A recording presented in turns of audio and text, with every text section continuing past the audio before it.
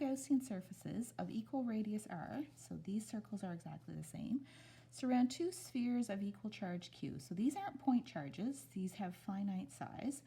And for B, this size of charge is bigger and the size here is smaller. The physical size, they have the same quantity of charge.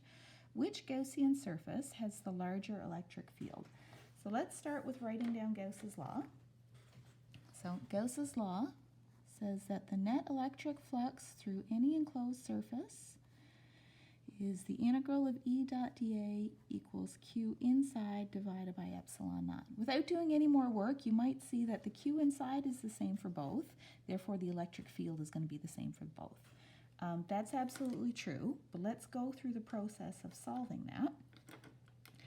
So let's deal with this integral side first. How do we evaluate that integral? So let's do a sketch of what we're talking about. So we have a charge right here, positive charge. The electric field lines come off everywhere. There's the electric field.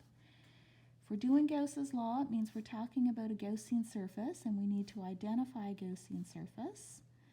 Gaussian surface to pick when you have a spherical charge would be a sphere, because your Gaussian surfaces should match the symmetry of your charge.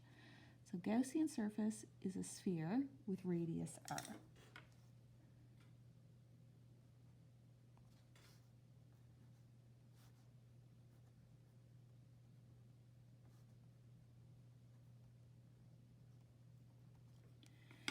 So how are we going to evaluate our integral?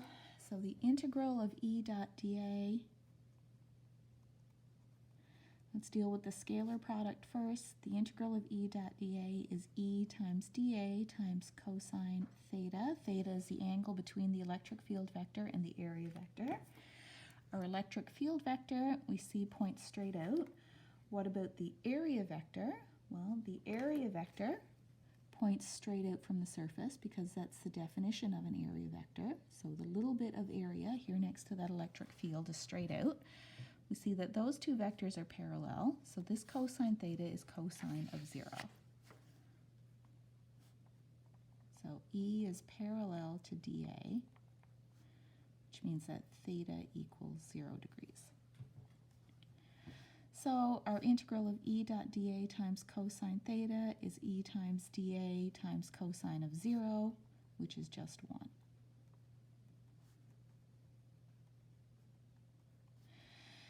Our electric field, if this is a sphere with uniform radius r, then our electric field everywhere on the surface of that sphere is equal, which means that our E is a constant for constant r. E can come outside the integral. So we have E outside the integral of dA. The integral of dA is just the area A. Area A means the area of our Gaussian surface. It's a sphere, so we use the area of a sphere, which is 4 pi times the radius squared. Okay, let's put that result in our Gauss's law expression. So in our Gauss's law expression now, what we have is that E times 4 pi times r squared equals Q inside over epsilon naught. We're trying to find the electric field, so let's solve for electric field. E equals 1 over 4 pi epsilon naught. If you prefer, you can substitute this with K, Coulomb's constant, 8.99 times 10 to the 9.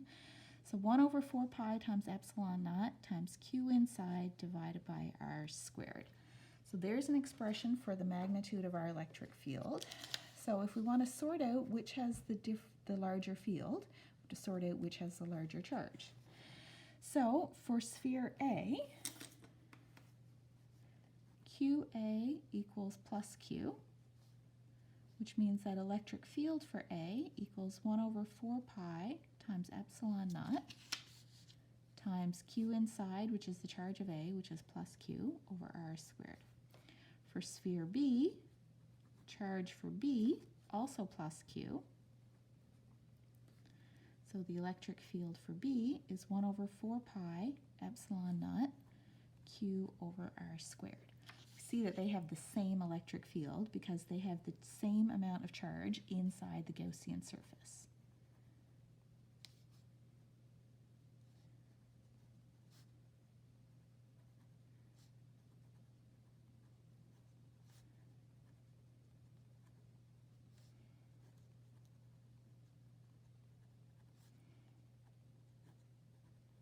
Another interesting result right here that we see is that these charges are finite size. They're not point charge, but the result for the electric field once we're outside the charge is the same result as if it were a point charge. So once you're outside a spherical charge, they act like spherical charges.